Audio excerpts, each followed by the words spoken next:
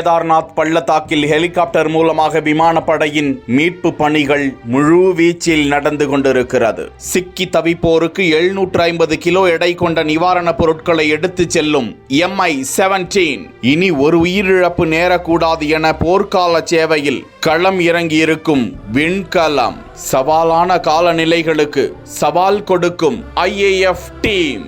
கேதார்நாத் நிலச்சரிவில் சிக்கி தவித்த யாத்ரீகர்கள் IAF படையினரின் ஹெலிகாப்டரில் மீட்கப்பட்டு வருகிறார்கள். தொடர்ந்து 8வது நாளாக மீட்பு பணி நடந்து கொண்டிருக்கும் நிலையில் அங்கு கடினமான பாதகமான சூழ்நிலைகளுக்கு மத்தியில் நடைபாதையில் சிக்கி தவிப்போரை NDRF, SDRF மற்றும் IAF அதிகாரிகள் தொடர்ந்து மீட்டு கொண்டு வருவதும் அவர்களுக்கு தேவையான நிவாரண உதவிகளையும் வழங்கி பாதுகாத்து வருகிறார்கள்.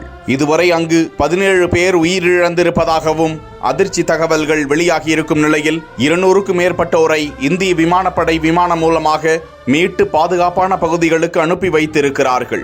ஏறக்குறைய அவர்களுக்கு 2500 கிலோவுக்கும் அதிகமான உணவு உள்ளிட்ட பொருட்கள் வழங்கப்பட்டு அவர்கள் பாதுகாக்கப்பட்டு வருவதும் குறிப்பிடத்தக்கது.